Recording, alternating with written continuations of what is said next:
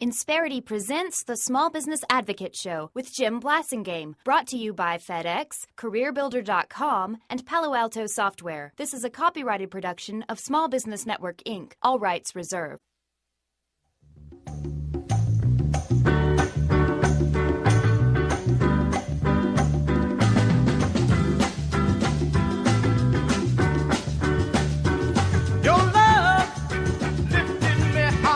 Jackie Wilson, ladies and gentlemen, bringing us back 7 till.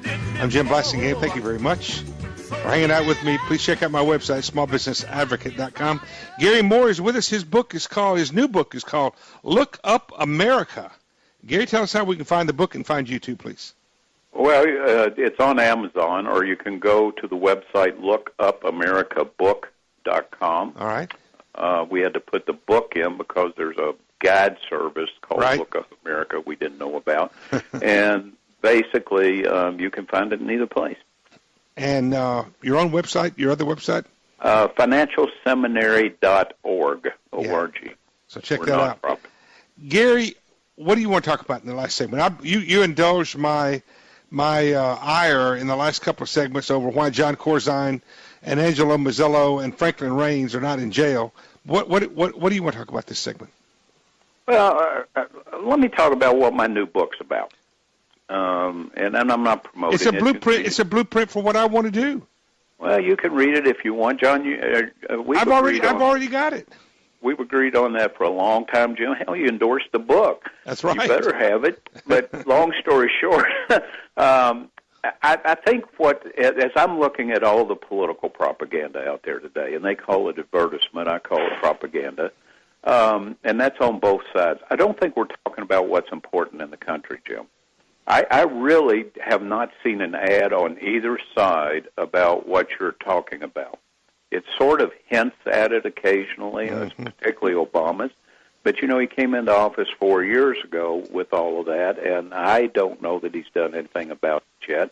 Maybe he will as a lame duck president. I don't know. He won't. Maybe it will take, as I wrote in an article not long ago, it took Nixon to go to China, and maybe it will take a guy like Romney, a Wall Street insider, to finally clean up Wall Street and make some difference. He's not going to clean it up, Jim.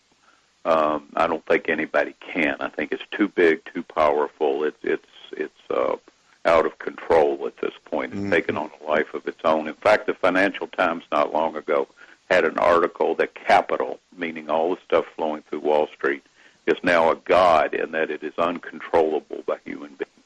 And I think that's a pretty good metaphor. Well, I have said, you've heard me say, we've heard it said that Wall Street is a leading indicator of the economy.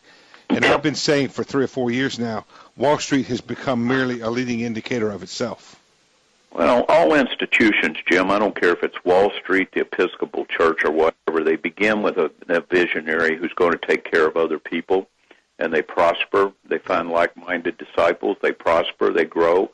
And eventually that institution, call it government, Wall Street, or the Episcopal Church, begins to serve itself, and it becomes irrelevant and or harmful to those it used to serve. And then it goes into decline. There comes a point at which you either reform or die.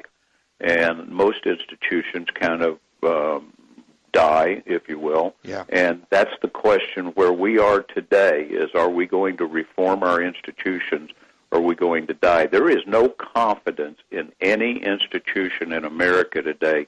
The irony is the exception is the military. You're right about that. And small business as an institution. I consider small business to be an institution, but you're right.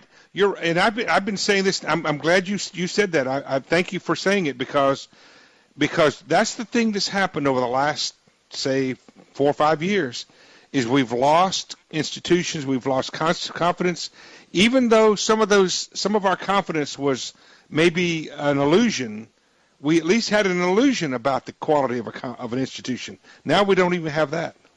I think the fundamental difference, Jim, is that we used to be hypocritical. We knew what was right. We would at least articulate our concern for others, even if we were acting in self-centered ways. Right. What has changed, I believe, since the 80s, there are two philosophers I talk about over and over and over again, Ayn Rand used to say we have no obligations to anybody else other than ourselves. Mm-hmm.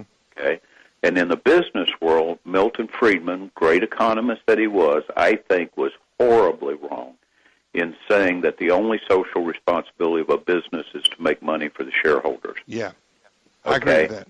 And by saying that, you could say no one would believe that. Peter Drucker wrote at length about that idea and called that idea futile. Mm-hmm. Any institution that just looks after itself is going to become irrelevant or die.